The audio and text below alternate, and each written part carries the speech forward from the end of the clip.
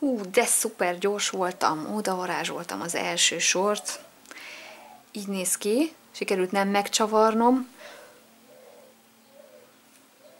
Így néz ki, kerítésünk van. Vagy olyan, mint a nyaklánc. Na, és akkor befejezem az első sort. Mindjárt. Számolok megint. 1, 2, 3. Ez a negyedik. Láncszemem. Egy ráhajtásos, egy darab. 2 darab. 3 darab. Javaslom, hogy először nézzétek meg a videót, és ne együtt akarjátok csinálni, mert én is sokszor azt a hibát követtem el még az elején, hogy együtt szerettem volna az illetővel csinálni, és vagy nagyon hosszú videót kellett hozzá megnézzek, vagy pedig frusztráltam magam, amikor nem sikerült. Nézzétek meg, hogy néz ki az egész, a mozdulat, a fonal, a minta, és aztán próbáljátok megállítani egy-egy lépésnél a videót, és talán lehet lassítani, és akkor látszik. Na, nem voltam okos, és maradt összesen 1, 2, 3, 4 láncszemem. Ti, ha okosak vagytok, akkor 3 és többszöröseivel számoltok a láncszemeknél a hosszúság kialakításánál. Nekem nem volt kedvem számolni a legelején, hogy hány láncszemet csinálok, de mindegy szerintem. Ha 4 láncszem marad, hogy látjátok, hogyha esetleg 6 láncszem maradna, akkor oda lehet horgolni még 3 egyráhajtásos pálcát. Maradjunk rugalmasak, nekem most egyel több van, mint kellene legyen, úgyhogy én most ezzel nem fogok foglalkozni, 4 láncszemet fogok csinálni. Annyi baj legyen.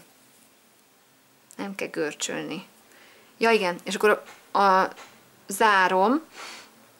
Az elején horgoltunk ugye a sormagasságnak egy ilyen ráhajtásos pálcának megfelelő magasságú 3 láncszemet, és akkor kiszámoljuk, hogy 1, 2, 3, akkor oda kell, az lesz a teteje a sormagasságomnak. Tehát számolom még egyszer, hogy 1, 2, 3, és a harmadikba megint csak belebököm a pálcámat.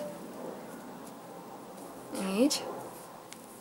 És akkor csak úgy, mint az elején, az első sornál, áthúzom az elsőn a fonalat, és áthúzom a másodikon is. Ezt amúgy hamis pálcának nevezik.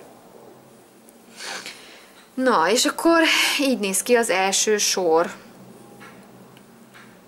Akkor megint csak kezdjük a második sort a sormagasságnak a kialakításával, és mivel egyből 3 egyráhajtásoson van alul, és úgy kívánja meg a minta, hogy e fölött 3 láncszem legyen, ezért egyből meg is horgoljuk a 3 láncszemet. Tehát összességében 6 láncszemet fogunk egymás után horgolni. Nem baj, jól néz az ki. Na mindjárt ki fog jönni, majd meglátjátok. És akkor megint fölvesszük a fonalat, és akkor látjuk, ott vár minket már az első láncszem, oda fogjuk belehorgolni, vagy mi ez, beleszúrni a tűt, áthúzzuk a fonalat,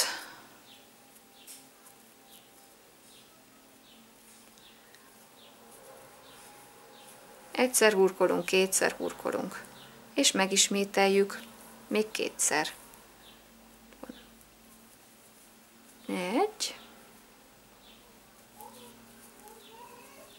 2, kérem szépen, el is kezdődött a második sorunk, ez majd megoldódik a legvégén, tehát ne zavarjon minket, hogy itt van egy nagy ordinári look, mert itt majd zárni fogjuk a második sort, és akkor majd szép mintánk lesz. Mindig csak csináljuk tovább, hogyha elbizonytalanodunk benne is, csak csináljuk tovább. Na, és akkor 3 láncszemet csináltam ismét, és akkor ott van, kihagytuk a 3 láncszemet, és elkezdtük. Látjátok? Ez megint 3 egyráhajtásos pálca kell, hogy legyen. Így néz ki. És így haladunk tovább.